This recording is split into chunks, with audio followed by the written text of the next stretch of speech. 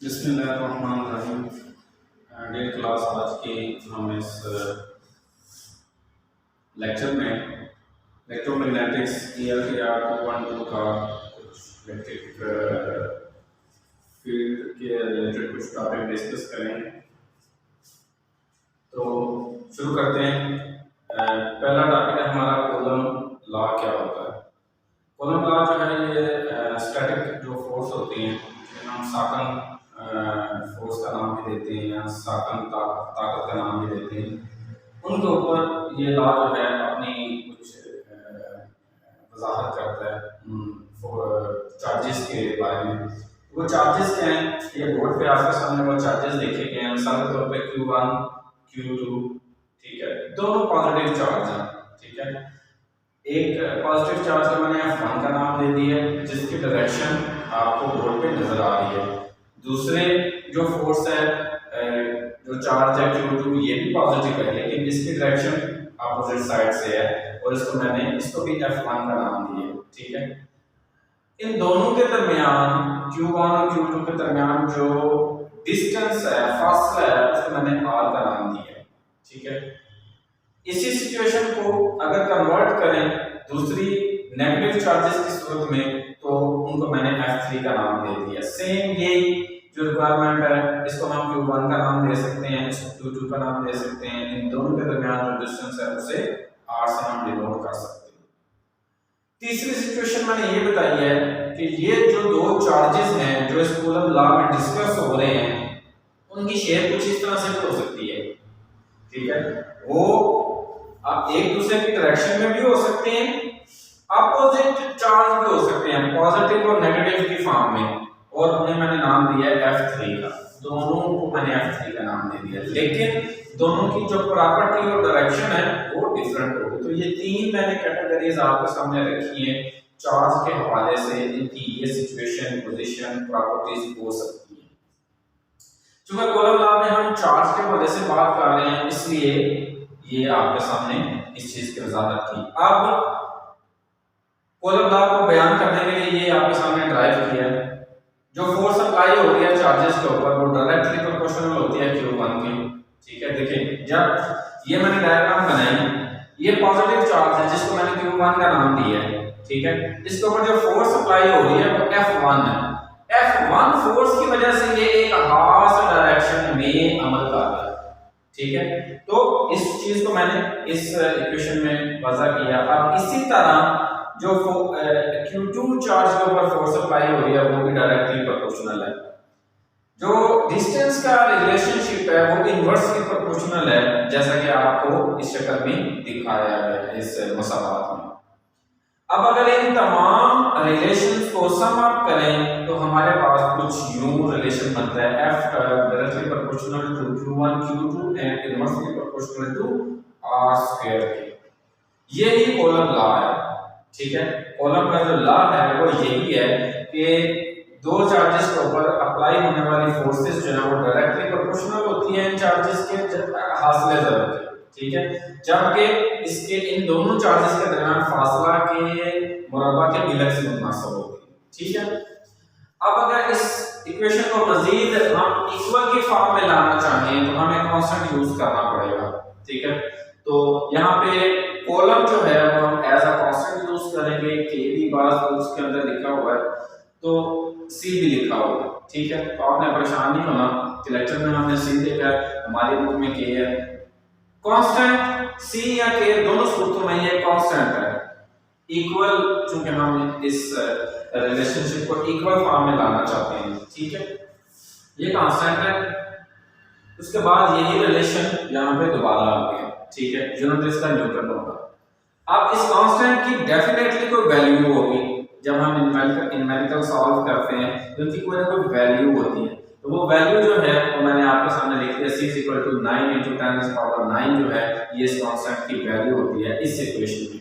तो ये जो आपके सामने इक्वेशन मैंने लिखी है ये बेसिक कॉलम लॉ है। ठीक है, जो कि आपका फर्स्ट टॉपिक है। क्या लिखा है, ये डेफिनेशन है कॉलम लॉ का। कहता है states that the magnitude of the electrostatic force. Electrostatic force मतलब स्टॉकन जो फोर्सेस होती हैं पॉजिटिव नेगेटिव की फॉर्म में, between two charges is directly proportional, direct proportional होता है, ठीक है, to the product of the magnitude of two charges. Product है ना, ये दोनों ज़रब खा रहे हैं आपस में, Q1 into Q2, ये प्रोडक्ट है इनका, ठीक है। मैग्नीट्यूड से मुराद ये होती है मिकदार, कितनी मिकदार है, ठीक है, मिकदार में वो चार्जेस कितने हैं, ठीक है, एक पॉजिटिव चार्ज है, दो पॉजिटिव चार्ज है, एक नेगेटिव चार्ज है, चार नेगेटिव चार्ज है, तो मैग्नीट्यूड उसको हम कहेंगे। जबकि दूसरा हिस्सा इसका क्या है, and inversely proportional to the square of the distance between them, जो इन दोनों चार्जेस के दरमियान जो डिस्टेंस होता है उसका स्क्वायर जो होता है उसके ये बराबर होती है फोर्स, ठीक है, तो ये कोलम लॉ है, ठीक है। अब ये जो C कांस्टेंट मैंने आपको बताया, इसको हम यूं में लिख सकते हैं 1/2 pi epsilon not. Epsilon not क्या है, ये absolute permittivity of free space है, ठीक है। तो C की जगह पे यहां हम ये वैल्यू भी पुट कर सकते हैं। अगर ये वैल्यू आपने नहीं लिखनी तो इस वैल्यू की जगह पे हम ये जो चीज है 1/2 पाई एप्सिलॉन नॉट ये भी लिख सकते हैं, इक्विवेलेंट है, दोनों बराबर चीज है, एक ही चीज है। उसके बाद नेक्स्ट हमारा टॉपिक है इसमें इलेक्ट्रिक डाइपोल का, ठीक है। इलेक्ट्रिक डाइपोल क्या होता है, ये अरेंजमेंट ऑफ टू चार्जेस हैं, यही दो चार्जेस जो हमने यहाँ पे डिस्कस किए। मजीद वजाहत है इसकी, ये अरेंजमेंट ऑफ टू चार्जेस है, ठीक है। वो चार्जेस पॉजिटिव पॉजिटिव भी हो सकते हैं, वो चार्जेस नेगेटिव नेगेटिव भी हो सकते हैं, वो चार्जेस पॉजिटिव नेगेटिव भी हो सकते हैं, ठीक है। तो अरेंजमेंट्स है। अब मैंने यहाँ पे एक मिसाल दे दी कि ये हमारे पास एक दो चार्जेस हैं Q1 Q2, मैंने इनको नाम दिया, ठीक है, और ये Q1 जो है ये नेगेटिव चार्ज है और Q2 जो है ये पॉजिटिव चार्ज है। इन दोनों के दरमियान जो डिस्टेंस है, मिसाल के तौर पे ये इनका सेंटर माना है, ये पॉइंट, ठीक है, तो डिस्टेंस इस सेंटर पॉइंट से Q1 के दरमियान डिस्टेंस है a, इसी तरह इस सेंटर पॉइंट से Q2 के दरमियान डिस्टेंस है a, ठीक है। अब जब इन दोनों को सम करेंगे तो हमारे पास एक टोटल डिस्टेंस आ जाएगा Q1 Q2 के दरमियान 2a के फिगर में, ठीक है। अब डेफिनेशन हमने पढ़ ली, इलेक्ट्रिक डाइपोल होते हैं अरेंजमेंट ऑफ टू चार्जेस, ये अरेंजमेंट ही है, ठीक है, जिसको हमने फिगर के अंदर वाज़ेह किया। अब इसकी कुछ खसूसियात हैं, इसमें सेम मैग्नीट्यूड होता है। सेम मैग्नीट्यूड से मुराद ये है Q1 और Q2 चार्जेस की जो मिकदार होती है वो बराबर होती है, इक्वल होती है। डायरेक्शन चाहे अपोजिट हो सेम हो उससे फर्क नहीं पड़ता, जो इनकी मैग्नीट्यूड है वो सेम होगा, लेकिन डायरेक्शन में ये अपोजिट होंगे, फर्क पड़ता है इससे, ठीक है, सॉरी इससे फर्क पड़ता है, ये दूसरी प्रॉपर्टी है इसकी। मैग्नीट्यूड में सेम होंगे, डायरेक्शन में अपोजिट होंगे, ठीक है। ये वजाहत है इस अरेंजमेंट की, जो इसकी डेफिनेशन में मैंने लफ्ज इस्तेमाल किया, ये वजाहत है दो पॉइंट इसके। अब अगर इस क्या सवाल ये है कि इसका कोई ऐसा यूनिट है, इसका कोई यूनिट है, यूनिट क्या होता है, जैसे मैंने ये न्यूटन लिखा है, यानी कूलम लॉ का जो हमने फाइंडिंग्स फाइंड की हैं उसके आपने यूनिट लिखा है इकाई, ठीक है। क्या इसकी कोई इकाई है इलेक्ट्रिक डाइपोल की, तो इसका जवाब है जी है। अगर हम इलेक्ट्रिक डाइपोल को P से जाहिर करें और इसके जो चीजें बनती हैं वो चार्जेस हैं और डिस्टेंस है, ठीक है।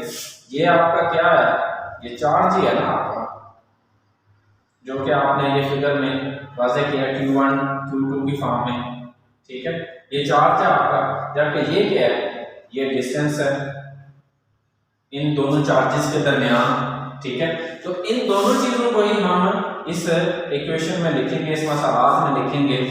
अगर चार्ज और डिस्टेंस a हो तो चार्ज की आपको पता है यूनिट क्या है, कॉलम, तो c लिखेंगे इसकी जगह पे, और डिस्टेंस का मीटर्स में हम ऐसा यूनिट है। तो इस तरह इलेक्ट्रिक डाइपोल का जो यूनिट बनेगा वो कूलम मीटर बनेगा, ठीक है। तो ये इस टॉपिक के बारे में थोड़ी सी डिस्क्रिप्शन थी। लास्ट टॉपिक है हमारे पास relation between electric field and electrical potential.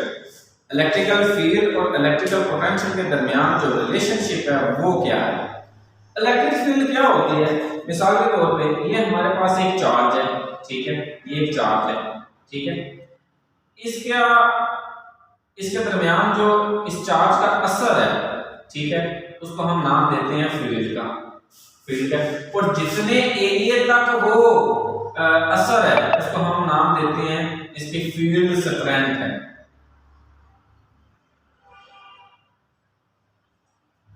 इसकी फील्ड स्ट्रेंथ है। अगर वो इलेक्ट्रिक फील्ड है तो इलेक्ट्रिक फील्ड स्ट्रेंथ होगी, अगर मैग्नेट फील्ड है तो मैग्नेट फील्ड स्ट्रेंथ होगी। स्ट्रेंथ मीन ताकत, शिद्दत या उसका दायरा इख्तियार, ठीक है। तो relation between electric field and electrical potential, ठीक है।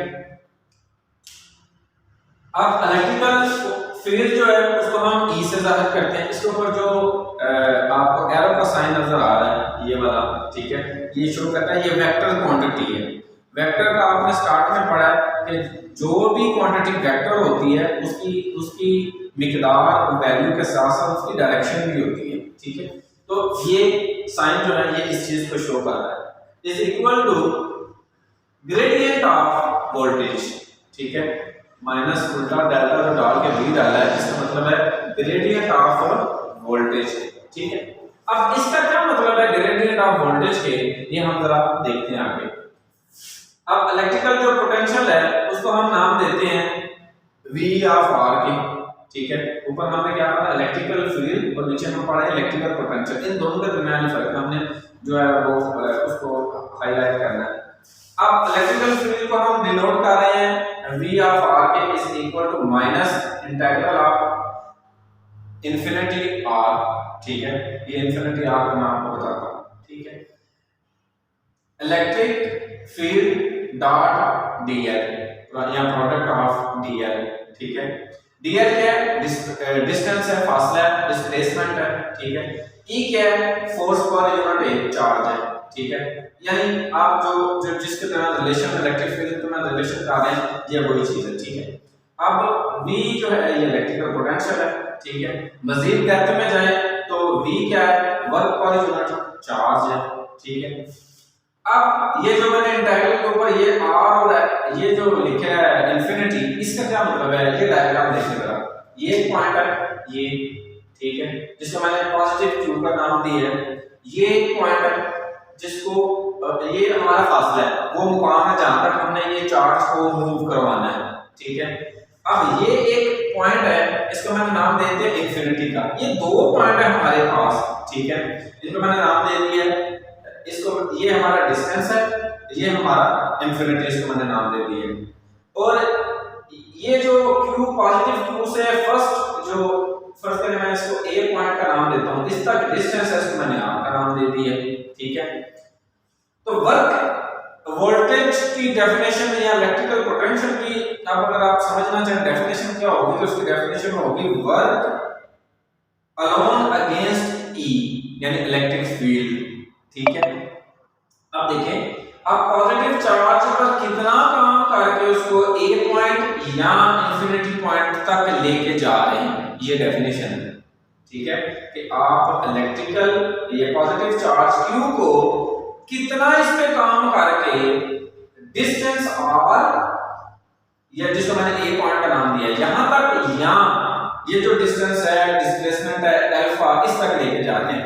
ये जो पॉइंट है यानी एक दो रेफरेंस है, जो जहां तक जिन रेफरेंस पर हम ये चार्ज को जो है वो मूव कर रहे हैं, इसको ये इंटीग्रल में डिनोट किए, ठीक है। चूंकि दो ही पार्टीज हैं, एक इलेक्ट्रिक फील्ड है और दूसरा इलेक्ट्रिकल पोटेंशियल है, तो वो जो है इक्वेशन के साथ एडजस्ट होगी। अब देखें ये दो पॉइंट A और B मैंने यहां पे डिनोट किए हैं और इनके दरमियान जो इलेक्ट्रिकल पोटेंशियल है वो हमने मालूम करना है, ठीक है। अब देखें मिसाल के तौर पे ये जो A पॉइंट है, ये वाला ये जो पॉइंट है A, ठीक है, इसको मैं नाम देता हूं, और ये जो B पॉइंट है, ठीक है, इसको मैं लिख देता हूं electrical potential of B minus electrical potential of A, ठीक है। इस फॉर्म में अगर मैं लिखूं तो यही जो स्टैंडर्ड आपकी इक्वेशन है इलेक्ट्रिकल फील्ड इनटू dl, ठीक है, इसमें पुट करें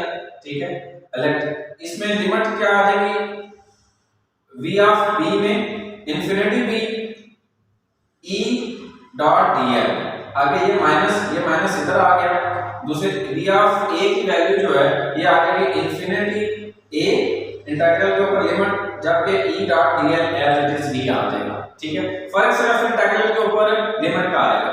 ओके, अब नेक्स्ट स्टेप में देखें, ये सारा स्टेप, ये जो स्टेप है ये सारा एज इट इज नीचे आ जाएगा। ठीक है, एज इट इज नीचे आ जाएगा। फर्क इसमें आ रहा है, ये जो पॉइंट है ये, ठीक है, यहाँ पे हमने ये माइनस यहाँ पे लिख लिया, जबकि ये जो हिस्सा है ना ये वाला, ये जिसमें इंटीग्रल नीचे इंफिनिटी है ऊपर ए है, इस माइनस के साथ इसको मैं ए को नीचे ले गया हूं, इंफिनिटी को टॉप पे ले गया, यानी जगह चेंज कर दी है, तो ये माइनस जो है ऑटोमेटिकली खत्म हो गया, रिमूव हो गया इनकी जगह चेंज करने की वजह से। क्लियर जी? उसके बाद सेम एज इट इज ये नीचे ऐसे ही आ गया e डॉट dl। ठीक है, उसके बाद मैंने सबको इकट्ठा कर लिया, माइनस कॉमन ले लिया है। ठीक है, और ये देखें एज इट इज ये पॉजिटिव में चेंज हो गया, बहुत सारी चीजें एज इट इज नीचे आ गई। ठीक है, अब देखें ये माइनस नीचे आ गया, अब इंटीग्रल के ऊपर मैं दोनों इंटीग्रल को कंबाइन करने लगा। ठीक है, ये लिमिट बॉटम पे है, ये बॉटम पे आ जाएगी, b टॉप पे है, ये टॉप पे चला जाएगा। ठीक है, प्लस ये दोनों कॉमन है, तो ये दोनों इलेक्ट्रिक फील्ड डॉट dl ये एज इट इज ही आ जाएगा। ठीक है जी, तो रिजल्ट क्या निकला हमारे पास? रिजल्ट निकला line integral of electric field is path independent. ठीक है, तो ये डिपेंड करती है कि आप कितना काम कर रहे हैं चार्ज को मूव करवाने के लिए, जो कि आपने पॉइंट सेट किए हैं। तो ये रिलेशनशिप है, ये जो एग्जांपल है ये इस रिलेशनशिप को वाज़ेह कर रही है। ठीक है, तो गाइस ये आपका लेक्चर था, आप इसको ध्यान से देखें, जो आपको कंफ्यूजन हो हम उससे डिस्कस कर सकते हैं। Thank you.